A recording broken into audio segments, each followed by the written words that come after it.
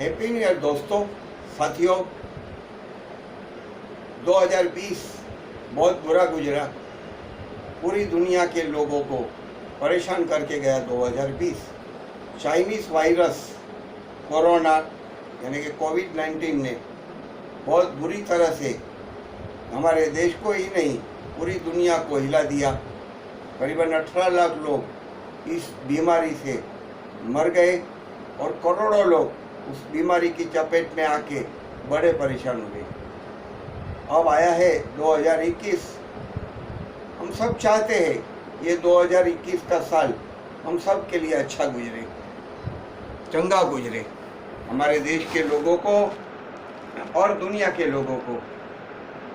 ये 2021 का साल इतना अच्छा निकले कि जिससे 2020 में गया हुआ नुकसान, हुई हानि भर के निकल जाए। इंसान जो चले गए उनका तो कोई हिसाब नहीं हो सकता है, लेकिन आर्थिक नुकसान जो हुआ है वो भर जाए। 2020 के साल में हमारे देश की सरकार ने, भारत सरकार ने जो कुछ हरकतें की, उस वजह से हमारे देश को सबसे ज़्यादा तकलीफें आई। जैसे कि तबलीगी जमात वालों को फॉरेन से बुलाकर दिल्ली में तबलीग कराई गई, मरकज़ कराई गई। जैसे कई ऐसे कानून बनाए, CAA, NRC जैसे, कि हमारे देश के लोगों को उससे भी बहुत आंदोलन होने की वजह से तकलीफें हुई और हमारा देश इससे बर्बादी की तरफ चला गया था। और बर्बादी करने के लिए इस देश की सरकार ने किसान कानून के नाम से 3 काले कानून बनाए, जो काले कानून की वजह से इस देश का किसान जाग गया। ये कानून कहा गया कि किसानों की भलाई के लिए बनाए गए, लेकिन जब किसानों ने उस कानून को देखा, पढ़ा, समझा, तो समझ गए ये कानून हमारे लिए नहीं, देश के लिए नहीं, लेकिन ये कानून उन बड़ी कंपनियों के लिए बनाए गए हैं जो कंपनियां बहुत बड़े पैमाने पर बीजेपी को, भाजपा को फंड देती है, चुनाव के लिए पैसे देती है, उनको हेलीकॉप्टर, विमान और साथ में उनके कार्यकर्ताओं को घूमने के लिए जीप, मोटरसाइकिल वगैरह की सुविधाएं देती है, टीवी पे, मीडिया पे उनका प्रचार करती है। ऐसी बड़ी बड़ी कंपनियों के लिए ये कानून बनाए गए हैं। ये जब किसानों ने जान लिया तो किसान जाग गए और निराशा थी देश में, वहाँ आशा की एक किरण।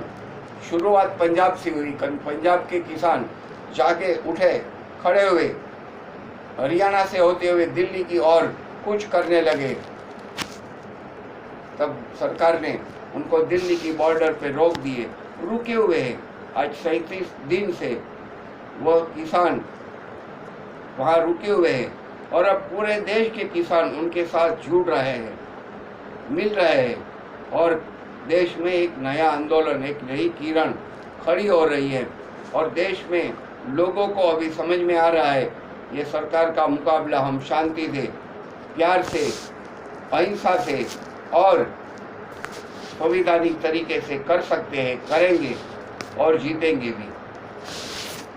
कई दिनों तक किसानों को रखड़ाने के बाद अब सरकार को समझ में आने लग गया है कि ये किसान झुकने वाले नहीं, और ये किसानों के कारण कई चुनाव में बीजेपी को धक्के लगे, कई चुनाव में वो हारे, और ये हार की वजह से अब उनको समझ में आ गया कि अब रुकना पड़ेगा, पीछे हटना पड़ेगा। पीछे नहीं हटना है ऐसा कह रही सरकार, अब पीछे हटने की तैयारी कर रही है। जो किसानों को उन्होंने अपने साथ में खिलाया नहीं था, गए मीटिंग में 30 तारीख को जो मीटिंग हुई, उस मीटिंग में किसानों के लाए हुए खुराक सरकार के मंत्रियों ने किसानों के साथ बैठकर खाया और दिखाया कि हम आपके साथ हैं। 2 कानून वापस खींचने के लिए भी सरकार तैयार हो गई और ये 3 काले कानून हटाने के लिए ये सरकार को सोचने का मंजूर किया गया।